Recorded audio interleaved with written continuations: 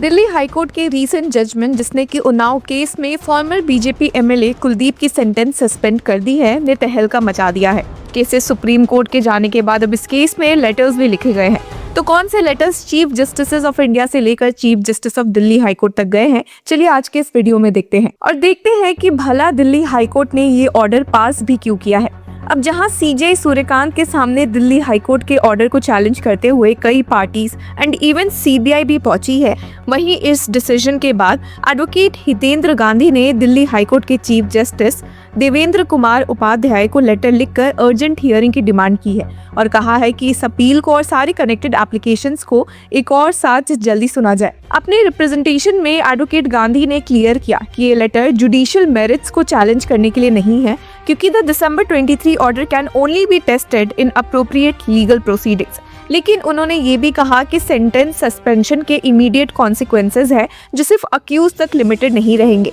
Unnao case का history देखते हुए सर्वाइवर के फादर की कस्टडी डेथ, फैमिली मेंबर्स पर अटैक्स, लॉयर्स पर असॉल्ट्स, ट्रायल का यूपी से दिल्ली ट्रांसफर, सीआरपीएफ प्रोटेक्शन, ये सब दिखाता है कि ये एक नॉर्मल केस नहीं है। उन्नाव केस का सबसे डिस्टर्बिंग एस्पेक्ट ये रहा है कि क्राइम के बाद जो हुआ वो क्राइम से कम ट्रॉमेटिक नहीं था। सर्वाइवर के फादर को आर्म्स एक्ट के केस में अरेस्ट किया गया, पुलिस कस्टडी में उनकी डेथ हो गई, जिसमें पोस्टमार्टम में 14 इंजरीज पाई गई।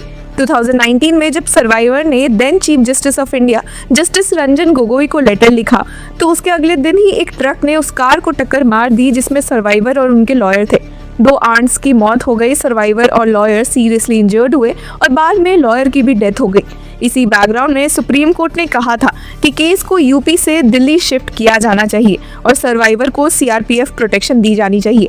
इसीलिए एडवोकेट गांधी ने अपने लेटर में लिखा कि ये केस सिर्फ ऑफेंस की वजह से सिग्निफिकेंट नहीं है, बल्कि for the aftermath, the survivors relentless fight for justice, threats against her family, the tragic death of her father, assaults on relatives and lawyers. उन्होंने ये भी पॉइंट आउट किया कि ऐसे पावर हैवी केसेस में प्रोसेस ही विक्टिम के लिए punitive हो जाता है और हर डिले या इंटरिम रिलीफ विक्टिम के लिए एक नया ड्रामा होता है। अब इस पूरे कंट्रोवर्सी का एक सेंट्रल लीगल क्वेश्चन ये है कि दिल्ली हाईकोर्ट ने क्यों ये माना कि कुलदीप सिंह सेंगार पब्लिक सर्वेंट नहीं है। ट्रायल कोर्ट ने सेंगार को section 5C of the POCSO act के अंदर गिल्टी माना था, जो aggravated penetrative sexual assault define करता है जब offence by a public servant commit किया जाए। ट्रायल कोर्ट ने प्रिवेंशन ऑफ करप्शन एक्ट के डेफिनेशन पर रिलाई करते हुए कहा था कि एमएलए पब्लिक सर्वेंट है, लेकिन दिल्ली हाईकोर्ट ने इस अप्रोच से डिसएग्री किया। हाईकोर्ट ने कहा कि पॉक्सो एक्ट खुद पब्लिक सर्वेंट डिफाइन नहीं करता, लेकिन एक्ट अलाउ करता है कि IPC, CrPC, juvenile justice act और आईटी एक्ट की डेफिनेशंस अप्लाई की जा सकती है। अब कोर्ट ने आईपीसी के सेक्शन 21 को रेफर किया और प्राइमा फसाई ऑब्जर्व किया कि एमएलएज इस डेफिनेशन के अंदर नहीं आते। कोर्ट ने नोट किया कि सुप्रीम कोर्ट के प्रेसिडेंट्स के मुताबिक लेजिस्लेटर्स इन द सर्विस और पे ऑफ द गवर्नमेंट नहीं होते। इसी बेसिस पर कोर्ट ने कहा कि सेंगार को सेक्शन 5C पॉक्सो या सेक्शन 376 सबसेक्शन 2B के आईपीसी के अंदर एग्रेवेटेड ऑफेंस के लिए प्राइमा फसाई कवर नहीं किया जा सकता और यहीं से एक बड़ी लीगल और मॉरल डिबेट शुरू होती है। टेक्निकली हाईकोर्ट का अप्रोच एक टेक्सचुअल इंटरप्रिटेशन पर बेस्ड है, लेकिन क्वेश्चन ये है कि क्या पॉक्सो जैसे चाइल्ड प्रोटेक्शन लॉ को सिर्फ टेक्निकल डेफिनेशन के थ्रू पढ़ा जाना चाहिए, क्या उसका पर्पस को भी वेट मिलना चाहिए।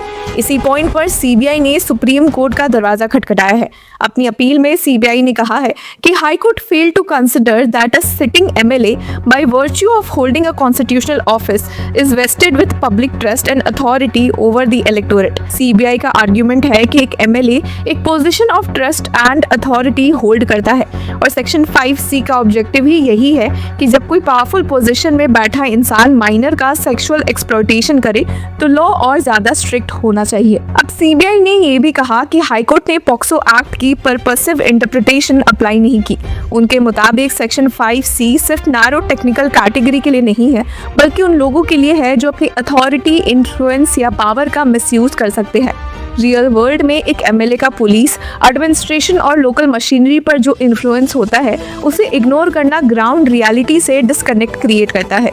इसीलिए सीबीआई का कहना है कि एग्रेवेटेड पेनिट्रेटिव सेक्सुअल असॉल्ट का फाइंडिंग सेट असाइड करना एक लीगल एरर है। अब दिल्ली हाई कोर्ट के ऑर्डर का एक और कंट्रोवर्शियल एस्पेक्ट था कि कोर्ट ने कहा कि even if section 3 POCSO apply होता है तो सेक्शन 4 के अंदर जो मिनिमम पनिशमेंट थी प्री 2019 अमेंडमेंट वो 7 साल की थी और सिंगार ऑलरेडी 7 years and 5 months सर्व कर चुके हैं। अब कोर्ट ने इस फैक्टर को सेंटेंस सस्पेंशन के फेवर में कंसिडर किया। इस पर एडवोकेट गांधी ने कहा कि मिनिमम सेंटेंस कंप्लीट हो जाना ऑफेंस की ग्रेविटी को कम नहीं करता।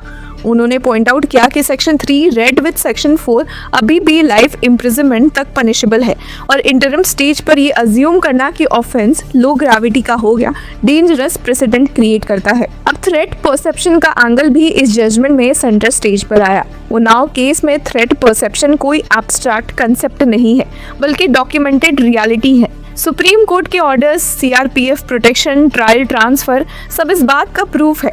लेकिन लेटेस्ट ऑर्डर में दिल्ली हाई कोर्ट ने ऑब्जर्व किया कि the argument of keeping the appellant in custody because of threat perception to the victim survivor is not a tenable argument. Court ने यह भी कहा कि the court can not keep a person in custody being apprehensive that the police paramilitary may not do its job properly.